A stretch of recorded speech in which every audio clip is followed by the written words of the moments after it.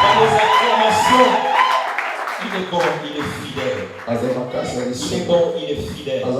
Psaume 133, du verset 1er au verset 3. C'est la pensée du jour. C'est le fardeau que Dieu a mis à notre cœur ce matin. La parole du Seigneur dit ceci. Cantique de décret.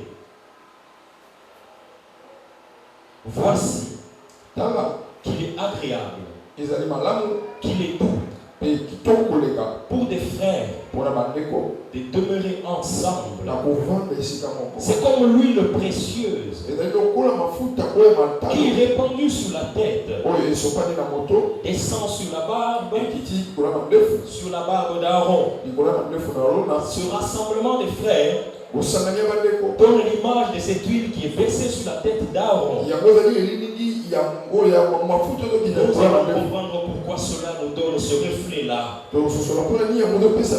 Cette huile qui est versée sur la tête d'Aaron descend sur sa barbe, descend sur le bord de ses vêtements. Et David illustre cette union des frères par la rosée qui descend du mont Hermon. Cette rosée qui descend sur les montagnes de Sion. Et David clôture en disant, c'est là à Sion. C'est là à Sion. Sion, c'est le reflet de Jérusalem. Et c'est là où l'Éternel envoie sa bénédiction et sa vie pour l'éternité. Et Jésus-Christ fait allusion à cette grande communion des enfants de Dieu. Dans le livre de Jean, le chapitre 17, alors qu'il s'en allait vers son Père, acceptant la voie de la mort à la croix, se donnant lui-même pour être crucifié à la croix de Golgotha. Parce que je disais que Jésus avait les trois attributs de Dieu. Il était omnipotent. Il avait la toute-puissance. Il était omniprésent. Il pouvait être partout. Il était omniscient. Il connaissait toutes choses. Le Fils de Dieu qui avait la divinité en lui avait l'opportunité de disparaître même devant Ponce Pilate. Avait l'opportunité ou la possibilité de disparaître devant ces centeniers ou cette cohorte de militaires romains. Mais Philippiens chapitre 2 nous dit ceci. J'aime bien cette partie de la parole du Seigneur. À partir du verset 5, la Bible dit Jésus-Christ n'a pas tenu compte du fait d'être égal à Dieu. Il ne s'est pas accroché à ce statut de la divinité. Il a accepté la mort humiliante de la croix. Et j'aime ce que dit Philippiens. C'est pourquoi Dieu l'a souverainement élevé. Dieu lui a donné le nom qui est au-dessus de tout nom, afin qu'au nom de Jésus, tout genou fléchisse sur la terre et dans les cieux, et que toute langue confesse que Jésus-Christ est Seigneur, à la gloire de Dieu le Père. La croix de Golgotha, c'était la voie obligée pour le rachat de l'humanité. Et ce matin, je voudrais parler de la communion fraternelle. Je voudrais parler de la communion fraternelle. Cette réalité qui attire la bénédiction corporative. Je voudrais parler de la bénédiction que Dieu déverse sur son corps. Le corps qui est l'Église. Le corps qui est l'ensemble des rachetés. Bien-aimés dans le Seigneur, il y a des bénédictions qui pourront descendre sur l'Église. Que si nous vivons la communion, si nous vivons l'harmonie, si nous vivons l'entente entre nous qui sommes membres du corps. Le livre de Corinthiens, le chapitre 18, nous parle de l'Église comme un corps. Nous parle des membres de l'Église comme des membres. Nous parle de Jésus comme la tête. Et Jésus-Christ dit ceci au travers de David. Il renchérit dans Genèse chapitre 17. Parce que là, il s'apprête à rentrer vers le Père. Je reviens sur ce que j'ai dit, il avait l'opportunité de manifester les 3 attributs de sa divinité. Mais il a accepté de se livrer. Il a accepté de se donner comme sacrifice expiatoire afin d'accomplir la volonté du Père. Mais la Christ rentrant vers son Père, prie pour le corps, prie pour l'église. Voilà ce que Jésus fait comme prière. Dans Jean chapitre 17, il regarde le corps. Il se dit, il y a un danger qui guette le corps. Il y a un danger qui peut déstabiliser le corps. Il y a un danger qui peut perturber la mission du corps. C'est le danger du manque de la communion. Et Jésus fait une prière. Jean chapitre 17, du verset 1er. Christ entrevoit le danger qui courait le corps. Le corps qui est l'église. La Bible dit au chapitre 17, du 1er au 2e verset, après avoir ainsi parlé, Jésus levant les yeux au ciel et dit, Père, l'heure est venue, glorifie ton Fils, afin que ton Fils soit glorifié, selon que tu lui as donné le pouvoir sur toute chair, afin qu'il accorde la vie éternelle, car la vie éternelle est en Jésus. À tout ce que tu lui as donné, Jésus t'appelle au Père. Tu m'as donné un peuple, tu m'as donné un corps, l'ensemble des rachetés. Je veux, Seigneur, te confier ce corps. Quelle était la crainte de Jésus? Le verset 11. Jésus dit ceci. Je ne suis plus dans le monde. Ils sont dans le monde. Je vais à toi. Père Saint, garde-les en ton nom que tu m'as donné, afin qu'ils soient un comme nous. Afin qu'ils soient un comme nous. Afin qu'ils soient unis comme moi et toi. Afin qu'ils vivent la communion comme moi et toi nous la vivons. Car Jésus savait que le manque de communion du corps était un danger qui exposerait le corps à ne pas atteindre les buts de Dieu. Bien-aimé dans le Seigneur, la communion de l'Église, la communion des chrétiens, la communion des rachetés est une force dans l'accomplissement de la volonté du Père. La communion des rachetés attire des bénédictions corporatives, des bénédictions disponibles sur l'Église, des bénédictions disponibles sur l'assemblée des rachetés. Pour que cette onction vienne, pour que cette onction vienne, pour que cette bénédiction arrive, il faut que le corps soit uni, il faut que le corps soit un. Jésus entrevoyait ces choses. Il dit qu'il soit un. Comme moi et toi, nous sommes l'un. Et le verset 20 au verset 23, il ne se limite pas simplement aux ceux de son époque, à ceux qui constituaient le corps à l'époque où il était en vie. Il fait une prière préventive. Il entrevoit l'assemblée des rachetés à venir. Dans laquelle moi et toi nous nous retrouvons. Et voilà ce qu'il dit au verset 20. Il dit, ce n'est pas pour eux seulement que je prie, mais encore pour ceux qui croiront en moi. Il utilise le futur. Il dit ceux qui croiront en moi, ceux qui viendront après cette époque. Je fais de même cette prière parce que j'ai peur de la division, j'ai peur de la séparation, j'ai peur que le corps se sépare, se déstabilise. Père, je te prie qu'il soit un, car le manque d'unité empêchera au corps d'atteindre le but.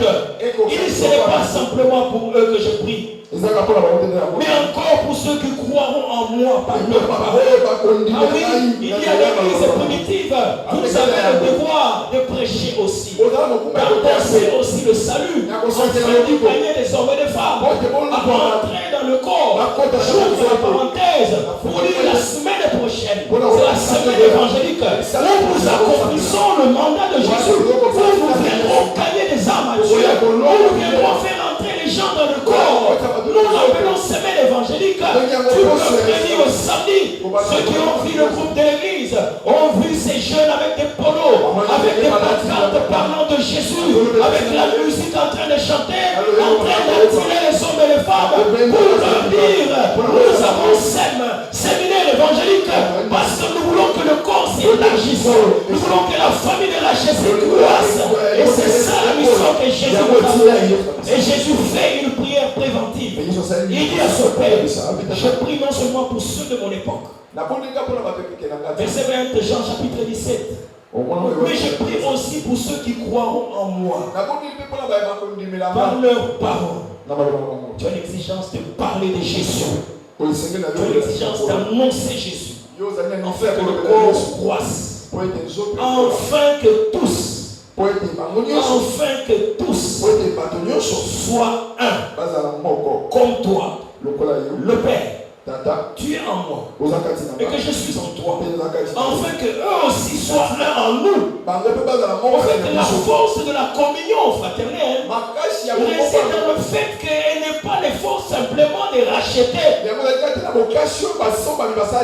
Dans le domaine de la construction, il y a une colle qu'on appelle cycalite. C'est une colle qu'on utilise pour rendre le béton encore plus résistant. Et lorsqu'on constate des fissures dans des fondations, quand on ne sait plus rebâtir l'ouvrage, les architectes utilisent la cycalite pour rendre l'ouvrage encore plus résistant.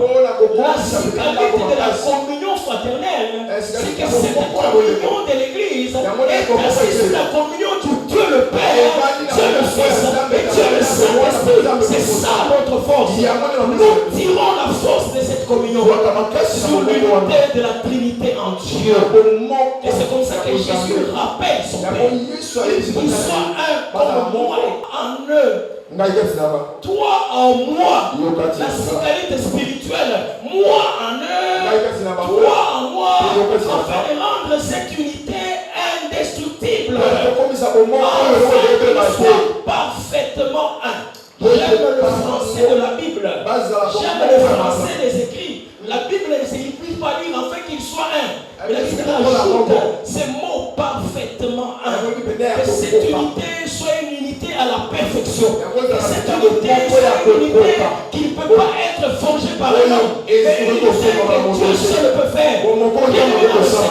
Tout ce qui est humain n'a pas de perfection. La vraie perfection vient de Dieu.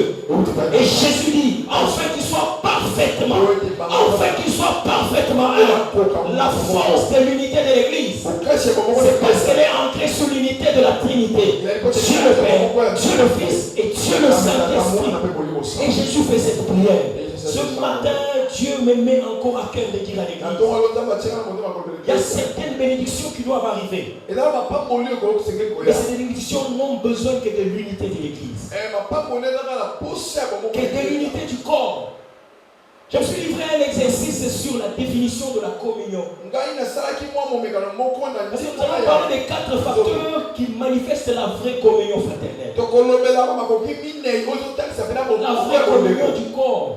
Nous allons passer en revue le portrait de David sur ce qu'il comprend par la communion fraternelle. Quelqu'un disait la communion, c'est l'union de plusieurs personnes dans la même foi. La vraie communion, c'est un parfait accord des idées. Une atmosphère d'harmonie et d'entente. L'église peut faire revivre ces choses. Quelqu'un disait la vraie communion, c'est aussi l'image d'un culte. Où les participants reçoivent et partagent le corps et le sang de Christ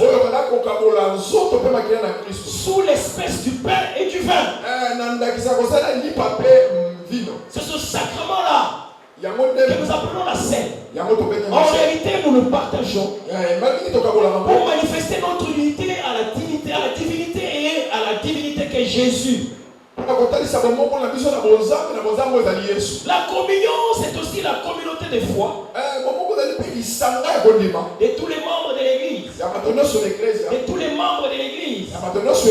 Pas les petits. pas les vieillards simplement, pas les jeunes, pas les pauvres, pas les riches, pas les instruits, pas les non-instruits, pas les considérés, pas les non considérés, tous les membres de l'église, cette communauté de foi formant un seul corps en Jésus-Christ. C'est la participation des fidèles à la célébration de l'œuvre de la croix. Et la dernière pensée à laquelle fait allusion la communauté, la communion, c'est cette cérémonie que dans certaines congrégations on fait initier les enfants à un âge adulte.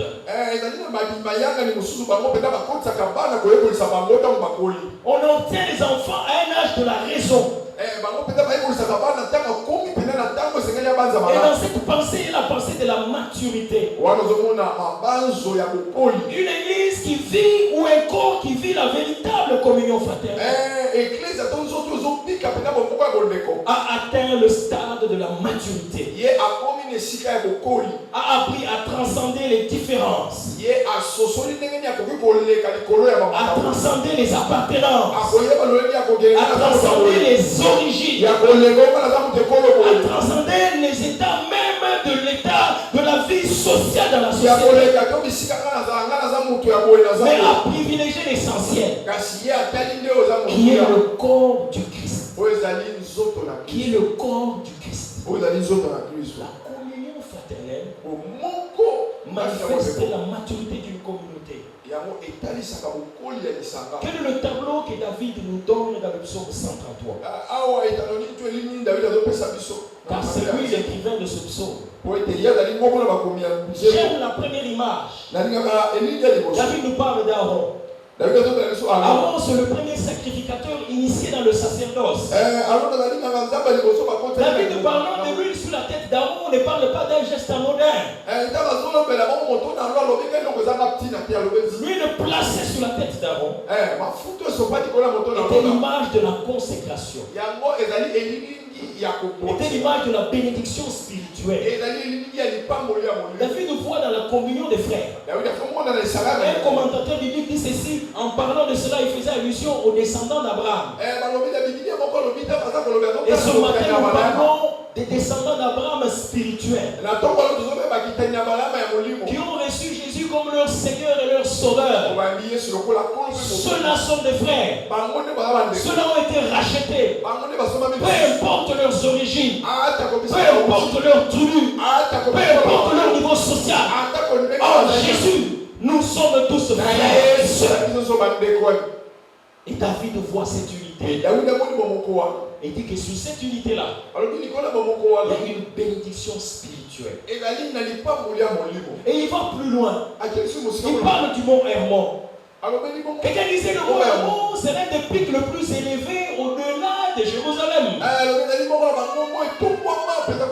mont Hermon était du sommet d'à peu près 2500 mètres d'altitude. Et cet homme décrit le mont Hermon en temps où le climat était froid. Il y avait une neige et une rosée qui l'enveloppait. Mais la force du mont Hermon, c'était la fonte de sa neige alimentait en grande partie le Jourdain qui était un peuple qui fertilisait Israël. Le mont Hermon qui vivait des temps de neige vivait aussi des temps de refonte de la neige. Et la plus grande partie de cette neige alimentait le Jourdain. Image de la fertilité, image de la bénédiction matérielle. Bien-aimé, Église et corps du Seigneur, quand nous sommes un, quand nous vivons l'unité, la communion fraternelle, Dieu répandra sur nous des bénédictions matérielles au nom de Jésus. La neige de l'hermon spirituel descendra. Elle arrosera nos vies. Elle arrosera nos entreprises. Et voilà ces deux adjectifs qu'utilise David.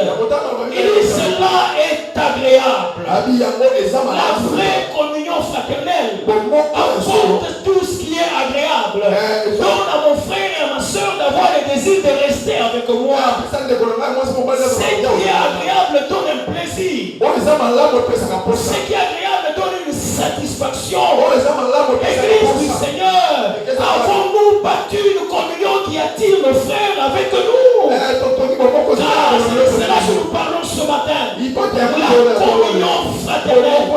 David dit, elle est agréable. Elle procure un plaisir. Peux-tu être objet d'agrément pour ton frère? Peux-tu être objet d'agrément pour ta soeur? Peux-tu attirer ton frère à passer 30 minutes après le culte sans avoir le désir de rentrer chez lui? Car c'est cela le portrait de la vraie communion. C'est une communion qui apporte la fertilité de la neige de l'héros. Cette communion est l'image de l'onction mise sur la tête d'Aaron. Elle doit être agréable. Je à l'église. Il y a des bénédictions qui sont suspendues. Mais ces bénédictions n'attendent que des conditions de mise en vigueur. Des conditions de mise en vigueur. C'est la mise en pratique de la vraie communion fraternelle. Je Seigneur que quelqu'un soit là-bas de ces conditions afin que les bénédictions descendent sur l'église au nom de Jésus. Cela est agréable. Dans l'agréable, là, il y a des relations faciles. Nous avons les 4 caractéristiques de la vraie communion. Et David utilise un mot qui est assimilable aux gens qui s'aiment, aux gens qui sont amoureux. Il dit celle-là est doux. La douceur, c'est dans la dimension de la tempérance. Le manque de méchanceté dans l'œuvre. Le manque de frustration. La vraie communion fraternelle se vit dans la tempérance. Se vit dans le fait d'éviter les frustrés. Et c'est comme ça que David dit, cela est doux. Cela est agréable. Et cela pousse les frères à demeurer ensemble. Je termine sur cette dernière image du portrait. Je vais donner une histoire que quelqu'un m'a racontée. David parle de la demeure. Les frères sont contents de demeurer ensemble. La demeure est un lieu d'établissement d'une famille, d'une communauté. Un lieu de résidence d'un groupe de personnes et de femmes. Mais David dit ceci. Quand la vraie communion existe, les gens ne sont pas pressés de se détacher. Les gens vont faire comme les disciples qui ont vu Christ transfiguré à la montagne. Alors que Jésus devait mourir, il est monté à la montagne avec son préparé, les 3 disciples. Lorsqu'il a commencé à prier et son corps s'est transformé, le sang commence à couler. Là qu'Élie apparaît à la prière. Et les disciples disent à Jésus, donne-nous, maître des temps, de rester ici. Est-ce que la communion de l'Église peut nous pousser à nous établir? Peut nous donner le désir de chercher à rester ensemble. D'avoir le désir de passer du temps en commun. C'est à cette communion à laquelle David fait allusion. J'ai compris pourquoi David était l'homme selon le cœur de Dieu. David nous peint ce portrait pour dire, vous voulez vivre la communion? Il faut qu'il soit comme l'onction qui était sur Aaron. Parce qu'il va créer la bénédiction. Il faut qu'il soit comme la rosée de l'Hermon.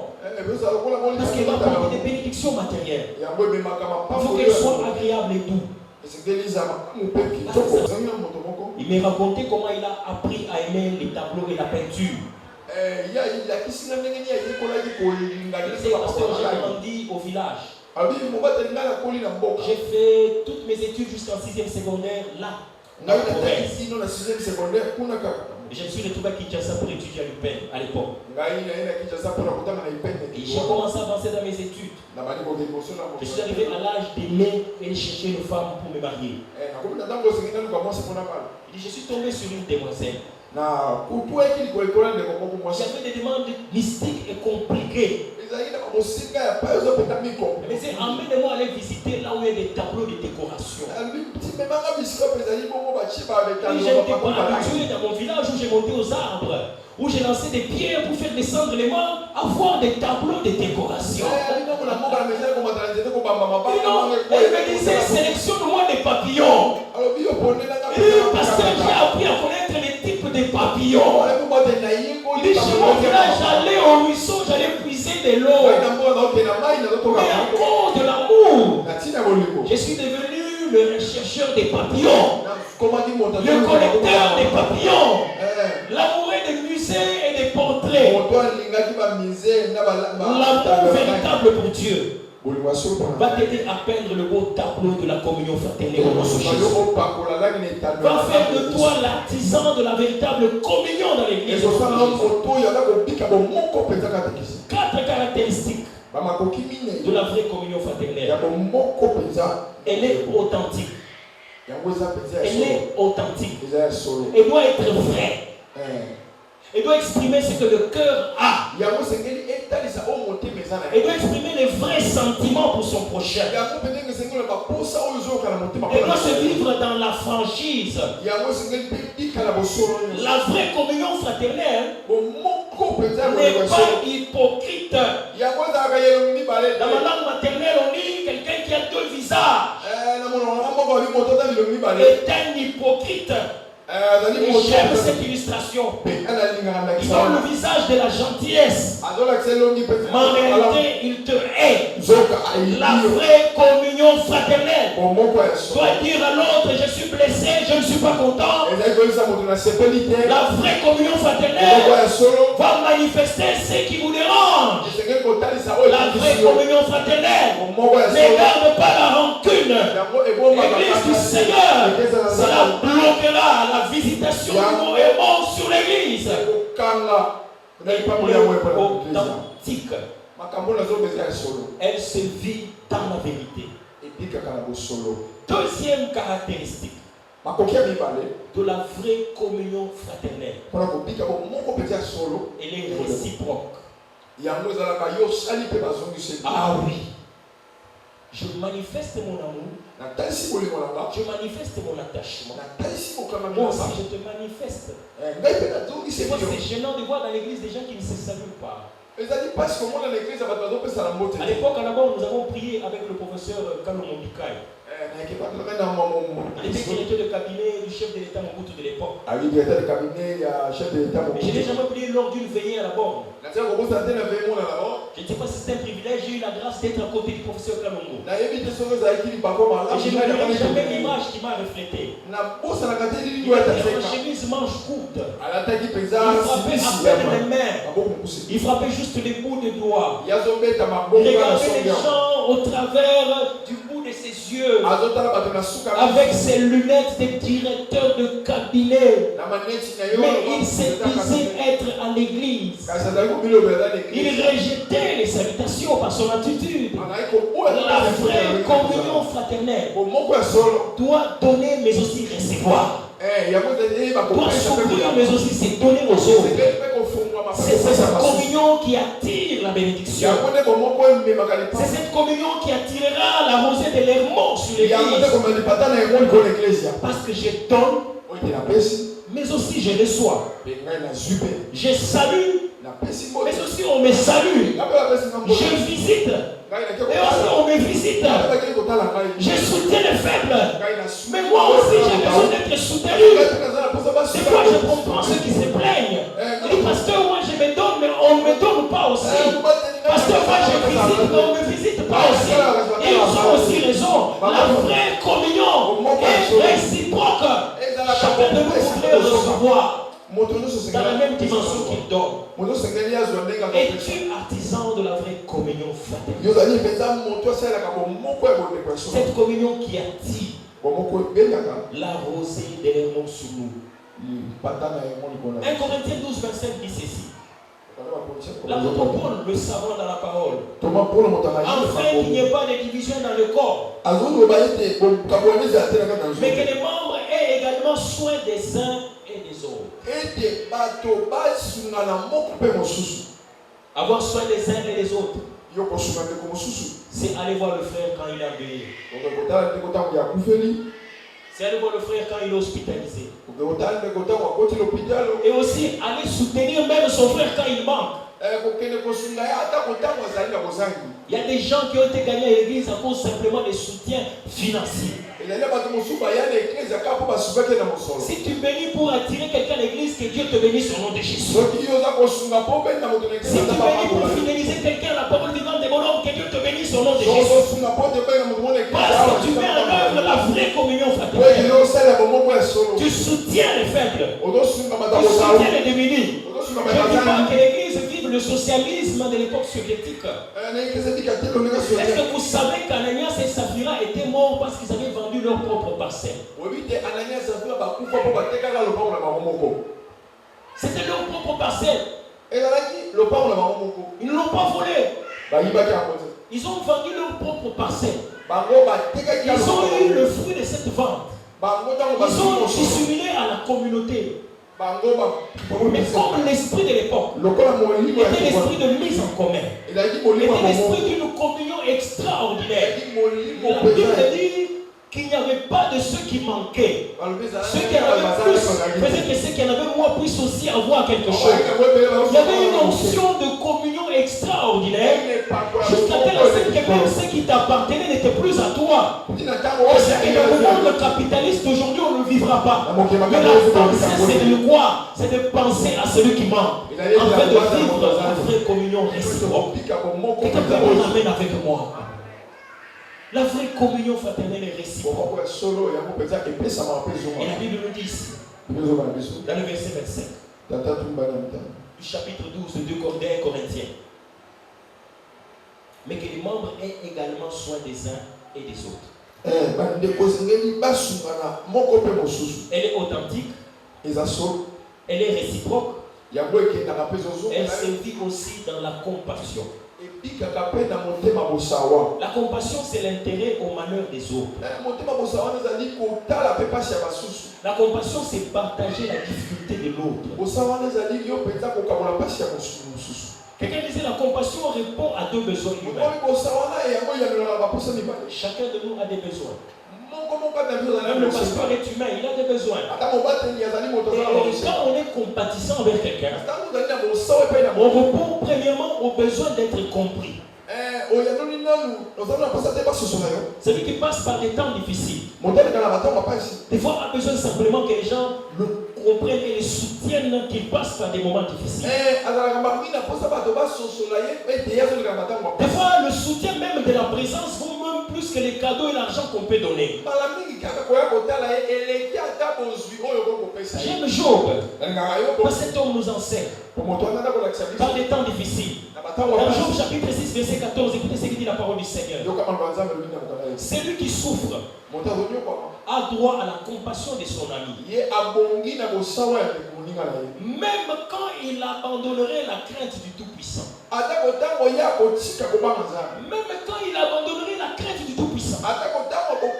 Celui qui souffre a droit. Je crois qu'il y a des juristes au milieu de nous.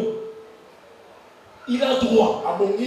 Dans le monde spirituel, la compassion est une exigence que le frère dans la souffrance attend de ceux qui sont dans le bien-être. Et je me dis, il a droit.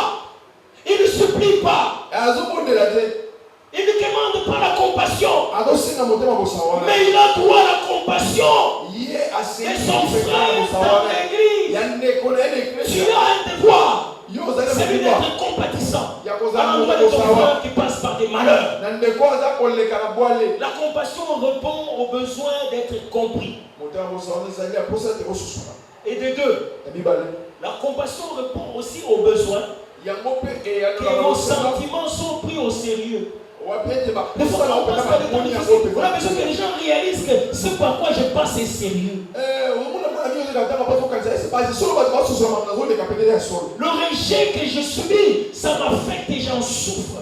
On a des fois besoin de compatir avec une personne. On a des fois, il y a certaines personnes qui se sont livrées à d'autres personnes simplement parce qu'ils étaient là au moment où ils avaient besoin de la compassion. Mais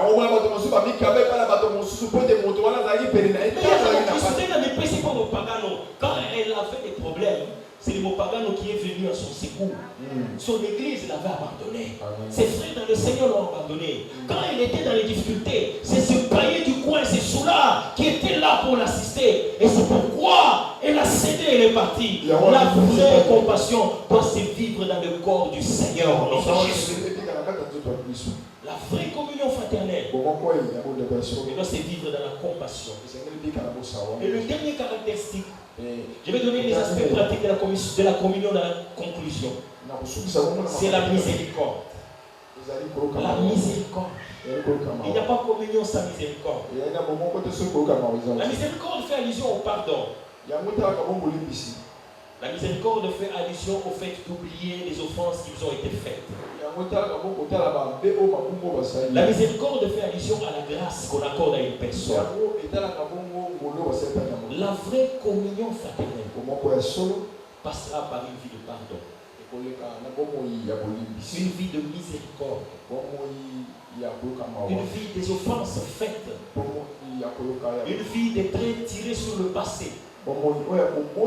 Quelqu'un disait le pardon concerne le passé. Père, en tant que moi dans l'ensemble,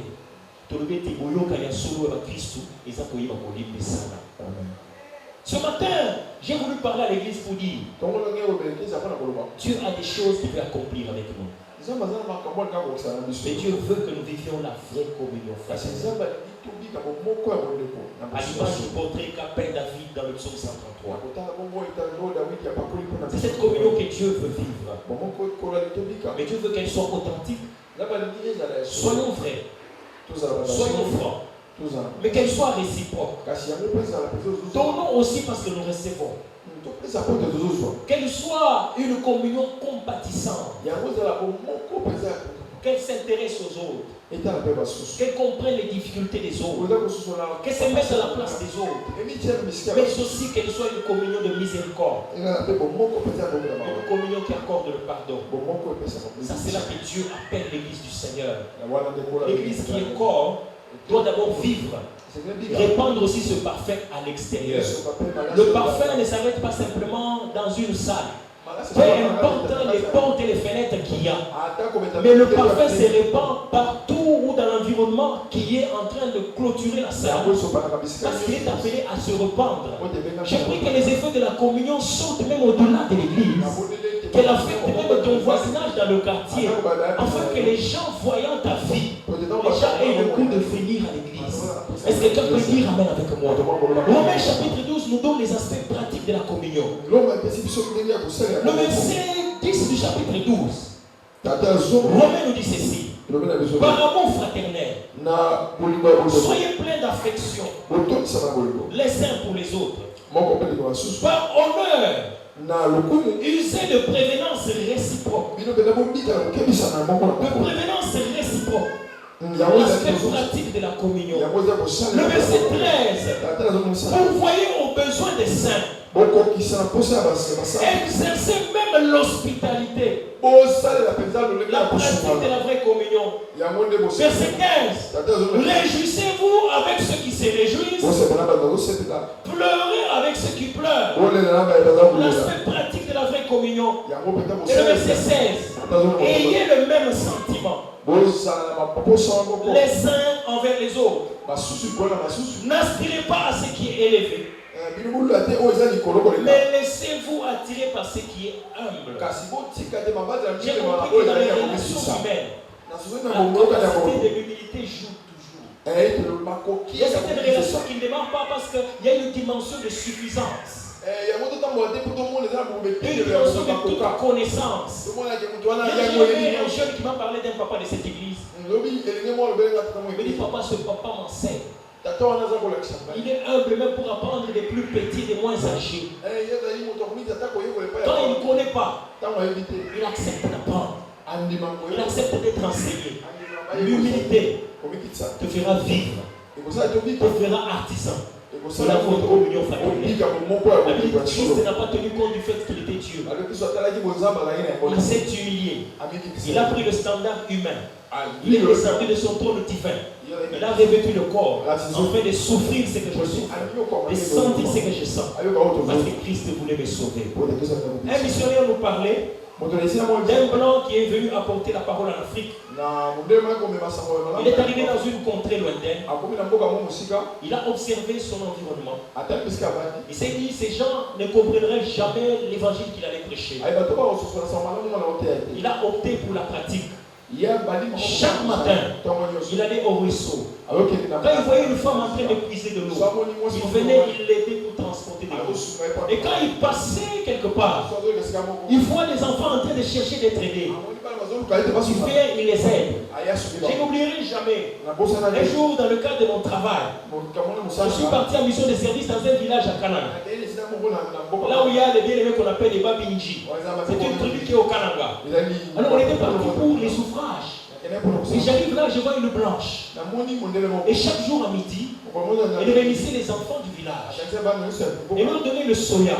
Il y avait un parc de jeux à côté. Et les enfants venaient jouer. Cette blanche disait, ce que les enfants ne trouvent pas comme nourriture chez eux, moi je vais leur donner. J'ai demandé aux religieuses qui nous avaient reçus comment c'est arrivé. Et cette blanche a fait un vœu. 6 mois elle est à Kananga, 6 mois elle est à Londres. Elle amène des jouets, elle amène les soldats pour partager avec les démunis. La vraie communion fraternelle, c'est vie dans le partage. C'est vie dans l'humilité. Et cet homme commençait à rendre service. Il commençait à soutenir les démunis. Il ne prêchait pas. Il est parti. Il a fait le rapport à la mission qu'il avait envoyée en Suisse. Il dit, je n'ai pas annoncé l'évangile. Que celui qui va venir après moi dise que celui que je vous annonce, il est comme le missionnaire qui était là. Le Jésus que je prêche, il est le Jésus qui sert ceux qui sont pauvres. Il est le Jésus qui assiste ceux qui sont pauvres. Et lorsque le second missionnaire arrive, lorsqu'il dit, je vous parle de Jésus, mais avant moi, quelqu'un est venu. C'est Jésus-là, c'est comme ce blanc-là. Et tout le monde a cru à l'évangile parce qu'ils ont compris que le missionnaire qui est venu savait être avec les pauvres. Je prie le Seigneur que ta vie soit un message, que ta vie soit évangélique, que ta vie prêche ton quartier, que ta vie gagne les hommes et les femmes au Seigneur, au-delà de la Bible, que ta vie de tous les jours enseigne les hommes et les femmes qu'il y a un Jésus qui aime, il y a un Jésus qui est humble, il y a un Jésus qui soutient, afin que moi et toi, nous bâtissons la véritable communion fraternelle. Personne n'entre dans la prière. Roi de gloire, Dieu fidèle et Dieu glorieux. Et maintenant, saisis la main de ton Sauveur. Alléluia. Car lui seul te donne l'éternel bonheur. Alléluia. Il a donné sa vie sur la croix. Oh, suis-le par la foi. Je ne voudrais pas ce matin faire le juge ou l'institution qui va culpabiliser quelqu'un. Mais je voudrais simplement que ton cœur soit interpellé par le message de ce matin. Car de ton attitude dépendra la bénédiction sur l'église. Mais au moins la seule prière que je voudrais que nous puissions nous mettre debout pour faire, c'est de nous engager à bâtir la communion fraternelle. Est-ce que tu peux te mettre debout ce matin? Commence à prier. Dis Seigneur, donne-moi de contribuer à la communion fraternelle. Donne-moi de contribuer à la communion dans le corps. Donne-moi de contribuer à ce que cette communion soit comme un parfum qui va se répandre à mon corps. Est-ce que tu peux dire les mots, Seigneur? Je voudrais être artisan de la vraie communion fraternelle. Je voudrais être authentique, Seigneur. Je voudrais répondre à l'amour et au soutien des autres. Je voudrais être compatissant. Je voudrais être miséricordieux. Fais-moi grâce. Au-delà de mes paroles, au-delà de la Bible que je tiens sous les aisselles, que ma vie montre que réellement je suis chrétien. Car le chrétien, c'est celui qui a la vie de Christ. Et Christ s'est offert humblement la croix. Est-ce que tu peux prier le Seigneur ce matin? Que tu sois l'artisan de la vraie communion fraternelle. Cette communion qui va impacter même le monde. Attirer le monde à l'église. Il soit bien